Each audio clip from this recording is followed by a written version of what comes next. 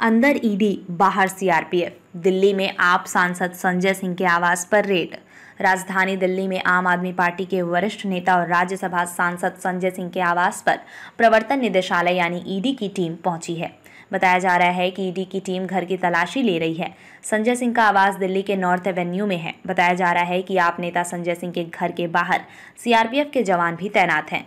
सूत्रों ने बताया है कि यह रेड दिल्ली एक्साइज घोटाले के मामले में हो रही है। शराब घोटाले में ईडी की ओर से दायर चार्जशीट में 3 जगह संजय सिंह का नाम है।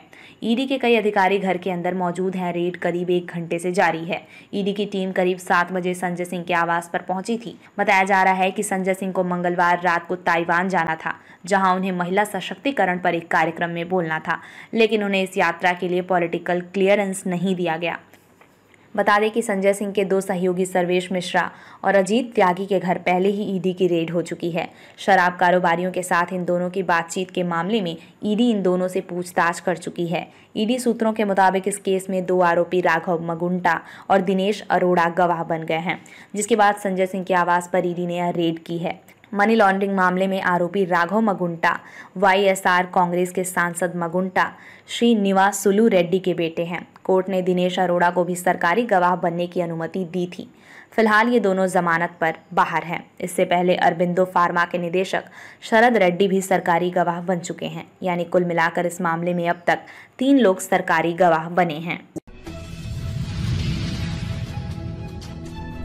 एक्टर विवेक ओबेरॉय के साथ धोखाधड़ी करने के मामले में मुंबई पुलिस ने फिल्म प्रोड्यूसर को गिरफ्तार किया।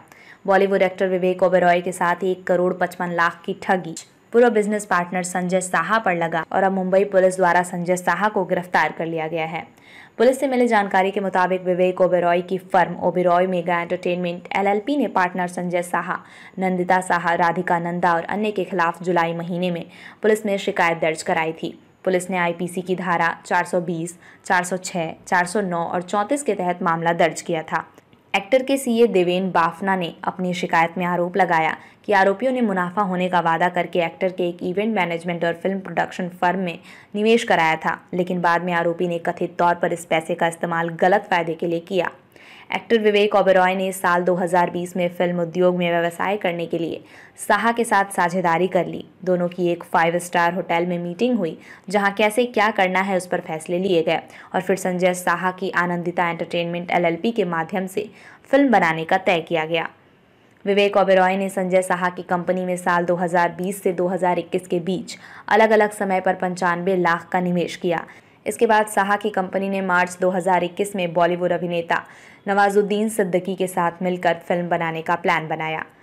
उस समय विवेक ओबेरॉय और साहा दोनों मौजूद थे। विवेक ओबेरॉय ने इसके बाद अपनी कंपनी के माध्यम से नवाजुद्दीन को 51 लाख रुपए दिए। इसके अलावा लेखक और निर्देशक को भी पैसे विवेक ने ही दिए। इस फिल्म के बनाने के बाद उसे OTT पर रिलीज करने को लेकर विवेक ओबेरॉय और संजय में बातचीत चल रही थी कि यह पता चला कि संजय साहा ने आनंदिता एंटरटेनमेंट LLP से कुछ पैसे खुद की निजी काम के लिए निकाला है। एक्टर विवेक ने संजय साहा को लेकर जानकारी इकट्ठा की तो पता चला कि आरोपी संजय साहा ने OTT प्लेटफॉर्म को बताया कि नवाजुद्दीन के साथ जो फिल्म बनाई है वो आनंदिता एंटरटेनमेंट LLP से नहीं बल्कि आनंदिता स्टूडियोज प्राइवेट लिमिटेड के नाम से बनाई गई है। इतना ही नहीं, जब भी विवेक ओबेरॉय कभी किसी कार्यक्रम में जाते थे तो उन्हें उसके पैसे नहीं मिलते थे। आरोपी अपने निजी अकाउंट में मंगवा लेता था। ओबेरॉय के CA ने पूछताछ और जांच की तो पता चला कि इसका करीबन 60 लाख होता था, जिसे आरोपी ने अपने अकाउंट में मंगवा लिया था। अब विवेक ओबेरॉय को पता चला कि आरोपी उनके साथ धोखाधड़ी कर रहा है, तब विवेक ने इस बात की जानकारी नवाजुद्दीन सिद्दीकी को दी, जिसके बाद नवाजुद्दीन ने विवेक को अपने 51 लाख रुपए वापस कर दिए। इस मामले में आरोपी ने विवेक ओबेरॉय से लगभग 1 करोड़ 55 लाख 72,814 रुपए की ठगी की। विवेक ओबेरॉय के CA की शिकायत के आधार पर आरोपी और उसके साथियों के खिलाफ मुंबई के MIDC पुलिस स्टेशन में मामला दर्ज कराया। आरोपी ने कई तरह के वादे कर इस मामले के शिकायतकर्ता को फंसाया और करोड़ों रुपए का गबन किया। MIDC पुलिस स्टेशन में जुलाई के एंड में एक चीटिंग और क्रिमिनल ब्रीच ऑफ ट्रस्ट का मामला दर्ज किया गया था। इसमें आनंदिता एंटरटेनमेंट LLP ये जो कंपनी है, इसके डायरेक्टर्स ने कंपनी के फंड्स का मिस एप्रोप्रिएशन किया। इस बेसिस पे एक FIR रजिस्टर की गई थी। इस मामले में आनंदिता एंटरटेनमेंट के एक 3 जो डायरेक्टर्स है इनका नाम आरोपी करके है। इनमें से एक डायरेक्टर को अरेस्ट कर लिया गया है जो खुद को फिल्म प्रोड्यूसर करके बताते हैं और इनके खिलाफ अंबोली, नॉर्थ साइबर और इन पुलिस स्टेशंस में सेम चीटिंग के मामले दर्ज है। इनको अरेस्ट करके अभी पुलिस रिमांड ले लिया गया है और आगे की इन्वेस्टिगेशन इसमें जारी है। सर एमओ क्या है इसमें जो आरोपी है वो खुद को फिल्म प्रोड्यूसर करके रिप्रेजेंट करता है और लोगों का भरोसा जीत के उनके साथ कंपनी वगैरह इस्टेब्लिश करके कंपनी के फंड्स मिस अप्रोप्रिएट किए जाते हैं। लाल बाग के भक्तों पर लुटेरों की नज़र, कई राज्यों से भक्तों को लूटने पहुंचे लुटेरे। मुंबई में गणेश उत्सव के दौरान लाल बाग के राजा के दर्शन के लिए आए लाखों श्रद्धालुओं की भीड़ के बीच लुटेरों का वो गिरोह भी मौजूद था जिनकी नज़र बप्पा की भक्ति में डूबे श्रद्धालुओं के कीमती सामान पर थी। बप्पा के विसर्जन के बाद पुलिस की धन पकड़ शुरू हो चुकी है। अब तक 20 लुटेरों की गिरफ्तारी हो चुकी है और बाकियों की तलाश जारी है। पुलिस की माने तो इस साल लाल बाग के बप्पा के भक्तों को लूटने आए गिरोह अलग अलग राज्यों से थे, जिनमें सबसे ज़्यादा गिरफ्तारी गुजरात के अहमदाबाद से आए लुटेरों की हुई है। मुंबई के लाल बाग के राजा मन्नतों के देवता हैं। यहाँ आने वाले भक्तों की हर इच्छा बप्पा पूरी करते हैं। 10 दिनों तक चले गणेश उत्सव के दौरान भक्तों ने भी बप्पा पर दिल खोलकर चढ़ावे चढ़ाए, लेकिन इन्हीं भक्तों की भीड़ में लुटेरों का वो गिरोह भी मौजूद था जिनकी नज़र श्रद्धा और भक्ति में डूबे श्रद्धालुओं के कीमती सामान पर थी। मुंबई पुलिस अब सीसीटीवी की मदद से लाल बाग के उन्हीं लुटेरों की तलाश में जुटी हुई है जिन्होंने बप्पा के भक्तों को लूटा है। लाल बाग इलाका मुंबई के काला चौकी पुलिस के अंतर्गत आता है और इस इलाके में लाल बाग के राजा, मुंबई के राजा चिंतामणि गणपति समेत कई बड़े पंडाल आते हैं। पुलिस की माने तो यहाँ देश दुनिया से लाखों श्रद्धालु हर साल बप्पा के दर्शन के लिए आते हैं, जिसका फायदा लुटेरों की गैंग उठाती है।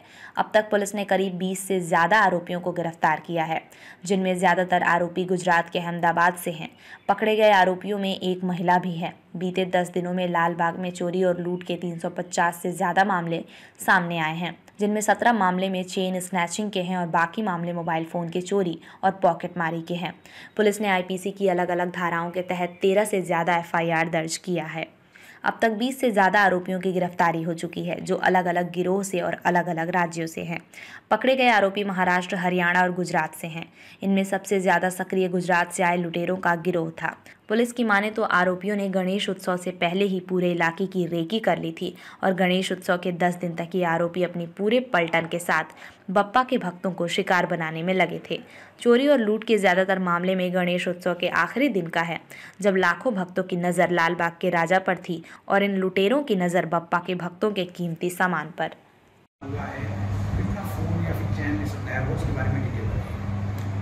इस साल 19/9/2023 से लेके गणेश उत्सव चालू हुआ।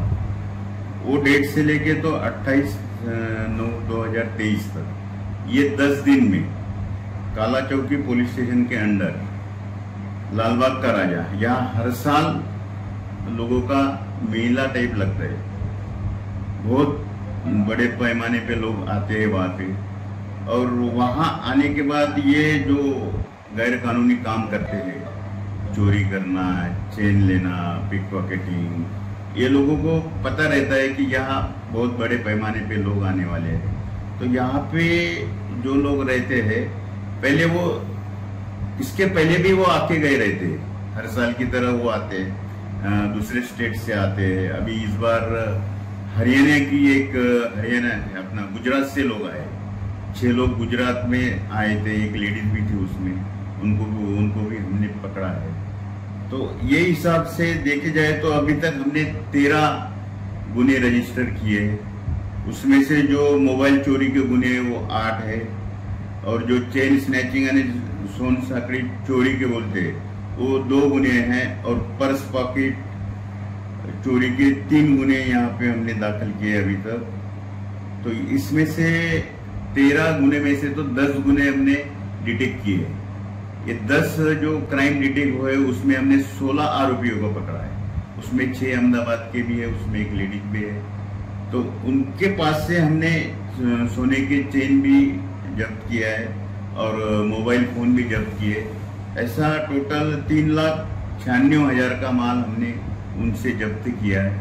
वो सब केसेस का पुलिस रिमांड मिला है वो आरोपियों को, और उनका अभी इन्वेस्टिगेशन चालू है। इन्वेस्टिगेशन में और भी मुद्देमाल मिलने की संभावना है। ऐसे इनको पकड़ने के लिए एक्चुअली हमारे एल&ओ सर सत्यनारायण चौधरी सर है, additional CP Anil Paraskar sir है, हमारे जूनपुर के डीसीपी प्रशांत कदम सर है, एसीपी मैडम कल्पना गाड़ेकर मैडम है।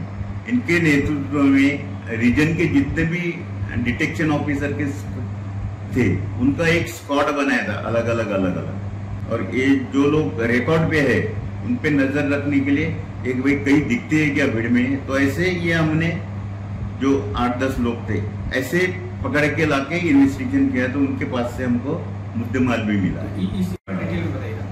नहीं, अभी अलग अलग राज्य में कहीं भी ज्यादा गर्दी जहाँ होती है, जो अलग अलग फंक्शन रहते हैं, वही ये मेन टारगेट करते हैं। अभी ये लालबाग का राजा बोले तो कम से कम एक दिन में 5 से 6 लाख लोग आते हैं दर्शन करने के लिए, और अलग अलग स्पॉट पे रहते हैं, जहाँ पे मेन गेट है या जहाँ पे अपन दर्शन करते हैं, वो वहाँ इतना रश रहता है कि अपने को खुद को भी नहीं समझता है वो टाइम में। तो ये लोगों को ये पता रहता है कि यहाँ पे जाने के बाद चोरी ज्यादा हो सकती है।